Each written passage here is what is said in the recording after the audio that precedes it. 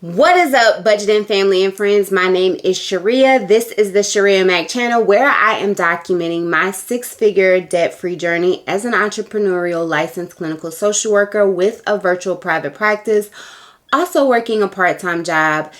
Together, my husband and I earn a salary of about $125,000 per year.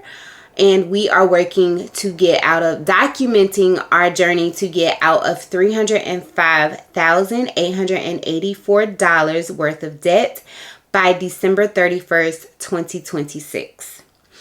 We are documenting our journey with monthly budgets, weekly budgets, debt updates at the end of every single month. And because I am an entrepreneurial licensed clinical social worker, I also share the income I was able to earn in my private practice at the end of every month, as well as do transfer Tuesdays every Tuesday.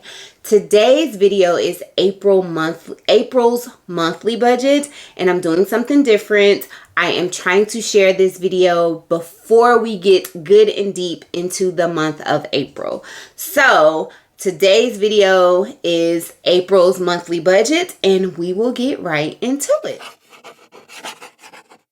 So this budget starts April the 1st and it goes to April 31st. On this template that I use, there is this option to fill in the month, the calendar for the month, and that is usually what I do first. I fill in the calendar for the month. I include any important dates, and then everything just kind of falls onto the calendar the way it's supposed to.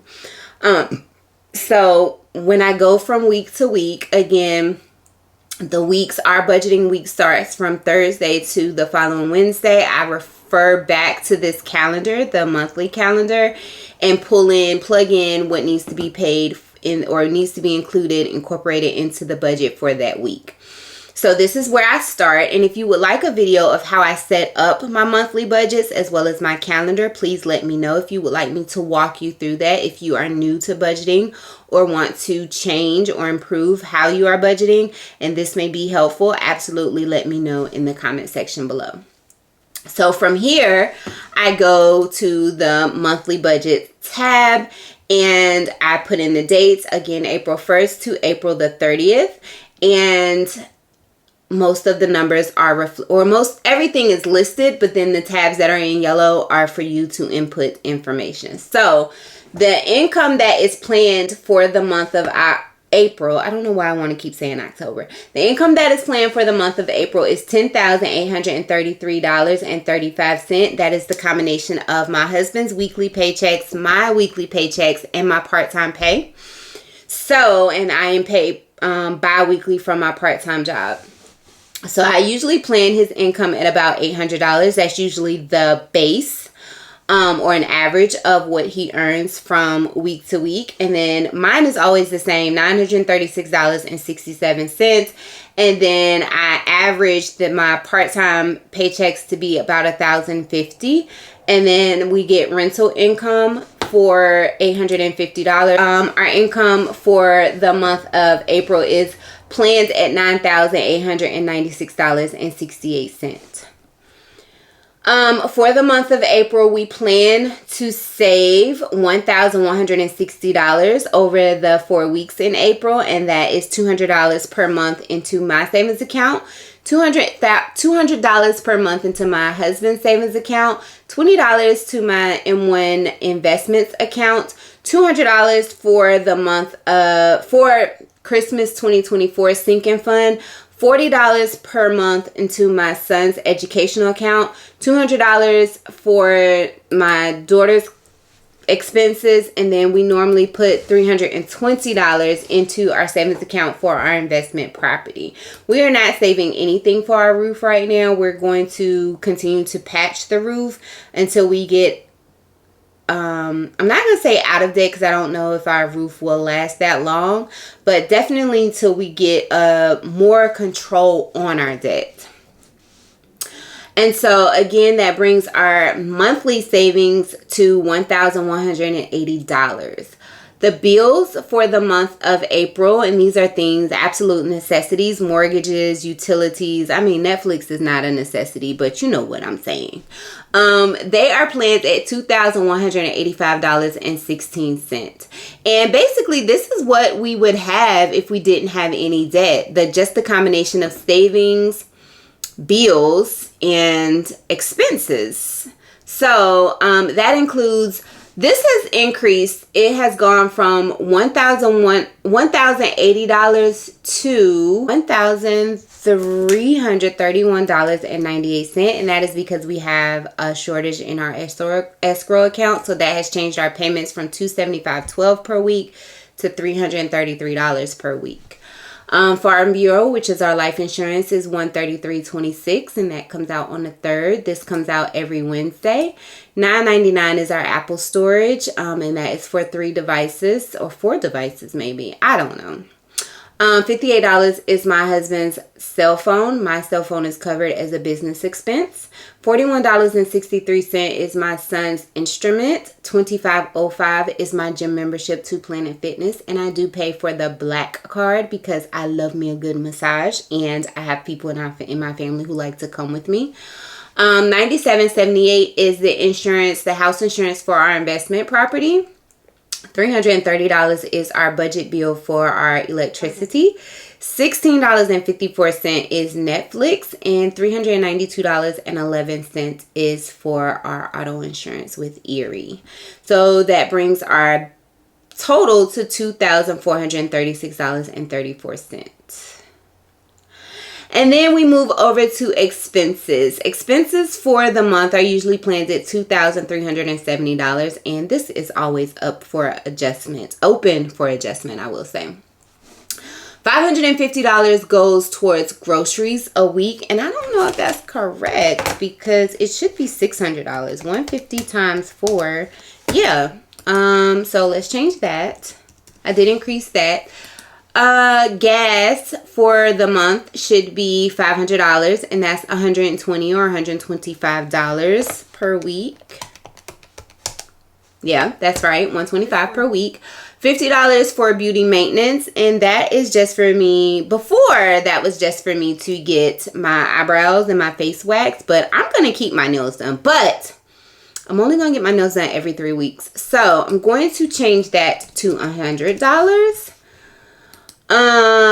Boys hair is $50, and that's for the month. My son's retwist normally lasts about 4 to 6 weeks. Toiletries is $200 per month. That's about $50 per week. And categories, things that fall under the toiletry category are things like toothpaste. I do have to have a certain toothpaste for my autoimmune disease to prevent the cold sores in my mouth.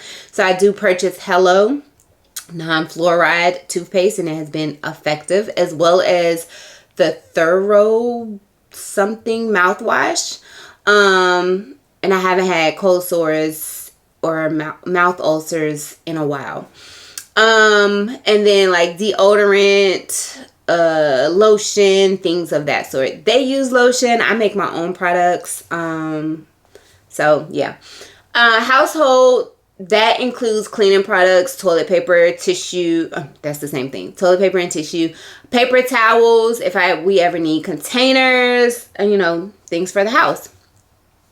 Fast food, we all know what fast food is. Date nights, we know what date night is. My husband and I still are not giving each other spend money. Miscellaneous is anything that falls outside of this category, and I keep saying, and I'm just gonna do it. Car maintenance needs to have its own fund because we stay needing to buy parts for the car, and so I feel like giving that $100 per month will be decent. And then I plan to tie. Well, okay, let me go back. Miscellaneous is $320, and that's basically $80 per week. Is that right? Yeah, $80 per week in miscellaneous. $250 is, I make sure I contribute 10% of my part-time paycheck. I don't always prioritize tithing our income. I know some Christians will tussle with me on that, and I'm going to let you know that there's absolutely no reason to do that. Based on how I interpret the Bible, I support how I tithe based on the debtor is always slave to the lender. I interpret that as his command to make sure we are out of debt.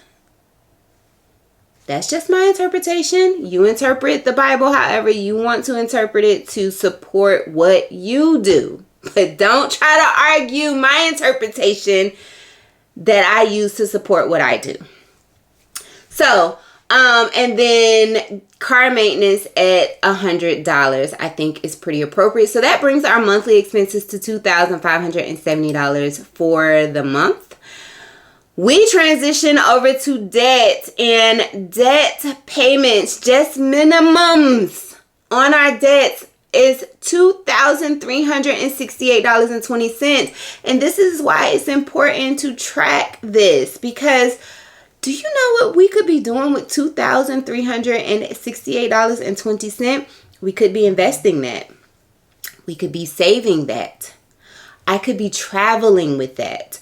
I could be investing into my business. I saw this TikTok, and I don't want to get too far off track, but I saw this TikTok that said poor people use money to pay bills. Middle class people use money to support more debt. Rich people use money to make more money. And we could be making hell of a lot more money with $2,368.20. We could send all of those little soldiers out to do different jobs to bring us more money.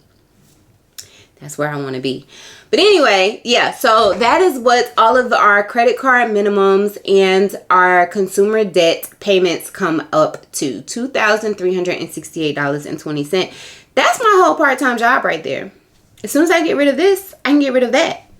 So, we move over to the budgeted versus the actual, which is pointless because there is no actual to reflect, but that we have a planned income of $9,896.68, a planned save balance of $1,180, a planned income spent, which is the combination of bills and expenses at $5,006.34, and planned debt payoff at $2,368.20, which should leave us a leftover balance of $1,342.14 for the month of April, which will most likely be applied to debt if that does happen. So that is our projected April budget.